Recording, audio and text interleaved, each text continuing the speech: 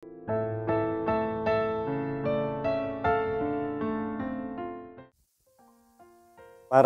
penonton dan pendengar channel YouTube Marturia Bukit Kasih, kita tentu mengucap syukur kepada Tuhan untuk kasih dan penyertaan Tuhan dalam kehidupan kita. Kita bersyukur juga bahwa tentu kita masih boleh menikmati waktu dan kesempatan yang kita yakini, waktu dan kesempatan yang Tuhan beri. Dan saat ini mari saudara-saudara lewat channel YouTube ini kita memaknai waktu dan kesempatan yang Tuhan beri bagi kita dengan kita akan membaca dan merenungkan tentang firman Tuhan. Kita akan membaca dan merenungkan firman, tapi sebelum itu mari kita satu dalam doa, kita berdoa. Ya Allah, ya Tuhan kami yang kudus, Bapa yang kami sembah di dalam anak-Mu Yesus Kristus. Ini kami Tuhan sebagai umat kepunyaan-Mu. Kami ada lewat channel YouTube ini, kami mau memuliakan Tuhan. Sebab Tuhan, kami sungguh merasakan betapa besar cinta kasih-Mu dalam kehidupan kami. Kami terpelihara, kami menikmati berkat, bahkan kami menikmati sukacita. Kami diberikan kasih karunia, diberikan selamat oleh Tuhan. Terima kasih banyak Tuhan. Saat ini kami bersyukur juga untuk waktu dan kesempatan yang Tuhan berikan. Maka ketika pun saat ini kami memaknai waktu dan kesempatan yang Tuhan berikan, kami akan membaca dan merenungkan firman. Maka kiranya Tuhan, semua kami diberikan kemampuan, diberikan hikmat untuk kami memahami setiap maksud dan kehendak Tuhan dalam kehidupan kami. Maka ya Tuhan, firman-Lah kiranya Engkau, kami sudah siap untuk mendengarkan. Amin. Baik saudara-saudara, kita membaca firman Tuhan. Dan firman Tuhan kali ini terdapat dalam Amsal pasal yang ke-10. Ayat 1 sampai dengan ayat yang ke-14. Amsal pasal yang ke-10 ayat 1 sampai dengan ayat yang ke-14. Oleh Lembaga Alkitab Indonesia memberi judul Kumpulan Amsal-Amsal Salomo. Firman Tuhan ditulis demikian. Amsal-Amsal Salomo. Anak yang bijak mendatangkan sukacita kepada ayahnya. Tetapi anak yang bebal adalah kedukaan bagi ibunya. Harta benda yang diperoleh dengan kefasikan tidak berguna. Tetapi kebenaran menyelamatkan orang dari maut. Tuhan tidak membiarkan orang benar menderita kelaparan. Tetapi keinginan orang fasik ditolaknya. Tangan yang lamban membuat miskin, tetapi tangan orang rajin menjadikan kaya. Siapa mengumpulkan pada musim panas, ia berakal budi. Siapa tidur pada waktu panen membuat malu. Berkat ada di atas kepala orang benar, tetapi mulut orang fasik menyembunyikan kelaliman. Kenangan kepada orang benar mendatangkan berkat, tetapi nama orang fasik menjadi busuk. Siapa bijak hati memperhatikan perintah-perintah, tetapi siapa bodoh bicaranya akan jatuh.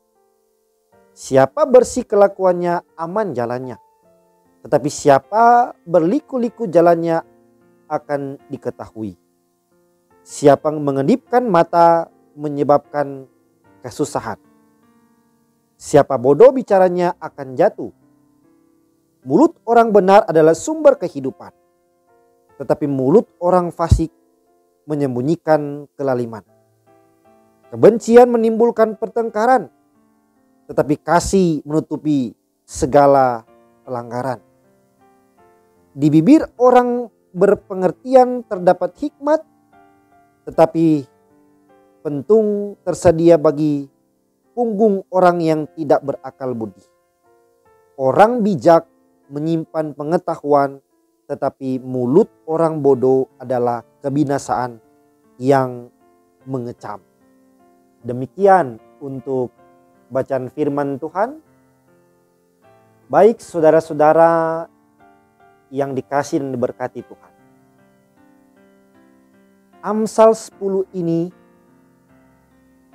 dikenal dengan sebutan Amsal-Amsal Salomo dan berisi berbagai macam dan ragam nasihat kehidupan.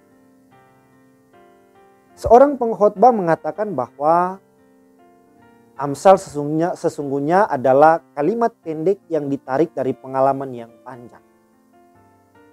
Pengalaman apa yang ingin disampaikan dalam Amsal bacaan kita ini? Bagian ini mengajak kita merenungkan 3 berkat yang diterima dari Allah dalam hidup ini. Ayat 1 bicara tentang anak. Ayat 2 sampai ayat 6 harta milik. Dan ayat 7 sampai 14 bicara tentang relasi dengan sesama. Penulis Amsal menegaskan pentingnya mengajarkan kebijaksanaan kepada anak, supaya tidak mendatangkan kedukaan bagi orang tuanya. Kebijaksanaan mengenai apa? Mengenai bagaimana mengelola harta yang Tuhan percayakan kepada kita. Dan pentingnya mengutamakan kebenaran dan kerajinan untuk mengelolanya. Di dalam kebenaran ini termaktub juga relasi dengan sesama, di mana penulis Amsal menegaskan pentingnya menjaga hati dan perkataan dalam perbuatan. Di manakah peran Tuhan dalam semua ini? Perhatikan perbandingan antara orang benar dan orang fasik. Penulis Amsal menarik garis yang tegas antara hidup di dalam Tuhan Allah dengan hidup yang tidak menuankan Allah yang benar. Ketika sumber dan pusat kehidupan digeser dari Allah yang sejati, di sana kita akan jatuh dalam kefasikan. Saudara-saudara, sudahkah kita menjadi bijak dalam hidup atau dalam kehidupan? Adakah jalan yang kita tempuh sudah bersesuaian dengan kebenaran? Apakah kita cermat dalam mengikuti perintah-perintah kebenaran dan mempraktikkannya? Bagaimana cara kita memperlakukan sesama? Apa yang menjadi sasaran upah kita? Kehidupan ataukah dosa? Akhirnya penulis Amsal mengajak kita menguji sumber kebahagiaan kita. Bagi orang kaya, harta adalah sandarannya. Bagi orang melarat, mereka dipenuhi ketakutan akan kemiskinannya. Tetapi tentu saja sikap hidup yang benar adalah kebijaksanaan. Bahwa Tuhan tidak membiarkan orang benar melarat. Dan bahwa upah orang benar akan membawa kepada kehidupan. Saudara-saudara, jadilah bijak untuk menghadapi hidup ini. Karena kebijaksanaan sangat penting bagi kehidupan kita. Orang yang bijak akan mampu bertindak dan memberi respon yang tepat di setiap keadaan. Maka carilah kebijaksanaan pada Tuhan. Tentu lewat apa yang difirmankannya, lewat atau dalam Alkitab. Terpujilah Tuhan sumber kebijaksanaan kita. Amin. Demikian untuk renungan firman dalam Amsal 10 ayat 1 sampai dengan ayat yang ke-14. Dan saat ini Kita akan berdoa, mari berdoa. Ya Allah, ya Tuhan kami yang kudus, sumber kebijaksanaan. Kami bersyukur bahwa dalam kesempatan ini kami masih lagi boleh menikmati sebagian tentang firman. Kami diingatkan, diberikan nasihat bagaimana menjadi orang percaya, bahwa kami harus menjadi orang yang bijak dalam hidup ini. Maka bagaimana kami boleh memiliki kebijaksanaan? Tentu lewat Tuhan. Lewat apa yang difirmankan Tuhan lewat Alkitab. Kuatkan kami Tuhan untuk boleh menjadi pelaku-pelaku firman.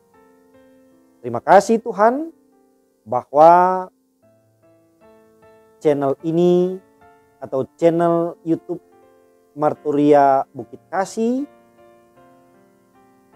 boleh ada dalam pemberitaan firman.